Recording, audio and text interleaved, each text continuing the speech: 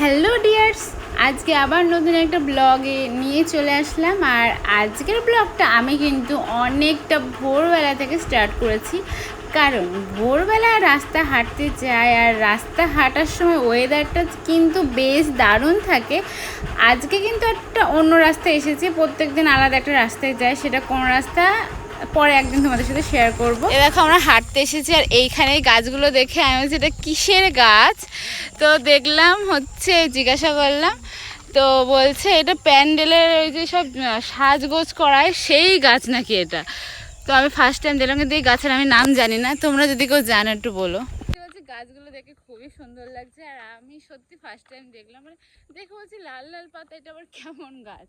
তো দেখলাম, বললো যে এই গাছ হয়তো হবে, তো আমি ফার্স্ট টাইম দেখলাম। চলো দেখো কত ড্রাগন ফল, দেখো ড্রাগন ফলের গাছ দেখো কত। এই হাঁটতে আসলে অনেক কিছু দেখা যায়, হাঁটতে না আসলে দেখা যায় না, হাঁটতে আসলেই দেখা যায়। আমরা হাঁটতে এসে দেখেছিলাম, মানে এখানে সেদিনকে কত ফুল ফুটেছিল আর এত সুন্দর লাগছিল দেখতে। আর কদিন পর ফলও দেখা যাবে, ফলও তোমার সাথে শেয়ার করবো। অনেকগুলো আছে ভিতরে ভিতরে, সব ছোট ছোট হয়েছে, বড় বড় হয়ে যখন হবে তখন ভালো লাগবে দেখতে। ডগের ডাক দেবো, ডগে এ ডগি যাবি, যাবে ঘুরো ঘুরো, ঘুরো ঘুরো যাবি, হ্যাঁ চ আয় আয় আয়। ওই দেখো আলিশি নিচ্ছে, আয় চলে চলে চলে, ঘুর ঘুর করছে, এখন আমার সাথে যাবে, এই ঘুর ঘুর করছে, ঘুর ঘুর করছে আমার সাথে যাবে বলে। আজকে মানে প্রতিদিন আসতে হেঁটে আসবো আর ওকে দিয়ে ঘুরতে যাবো, নাক টুক নাড়িয়ে মানে কান টান নাড়িয়ে যাবে যাবি। এই দেখো কি অবস্থা।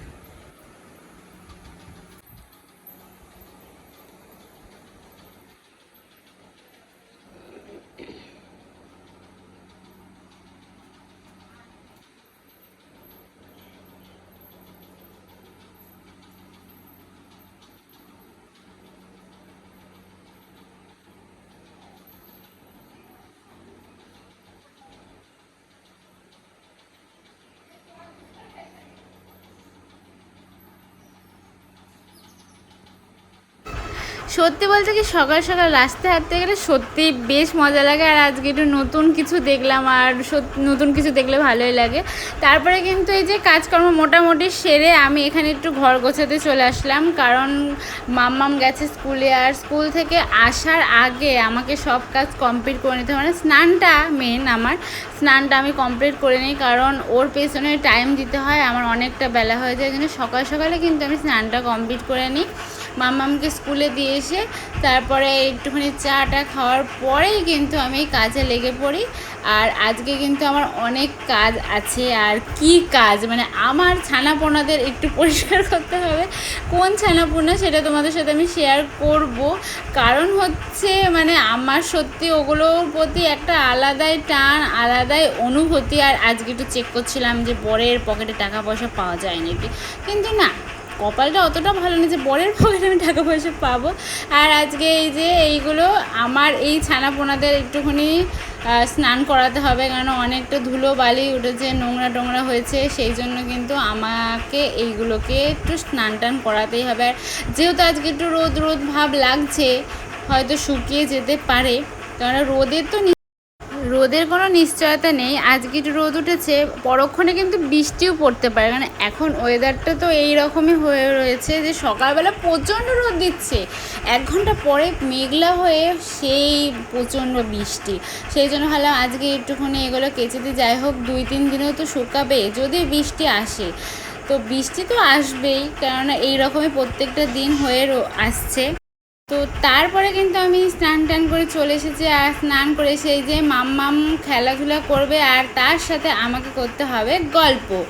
আর গল্প করে করে খাওয়াতে হবে, কোনো কোনো সময় টিভি দেখেও খায়। তো আমি বললাম আজকে একটু খেলা করো, আমি তোমার সাথে গল্প করে করে ভাত খাইয়ে দেবো। তা এই জায়গাটা তো অপরিষ্কার ছিল, সোফা টোফা সব ঢাকা টোকা ছিল, তো ওই জায়গায় বসতে পারতো না ও।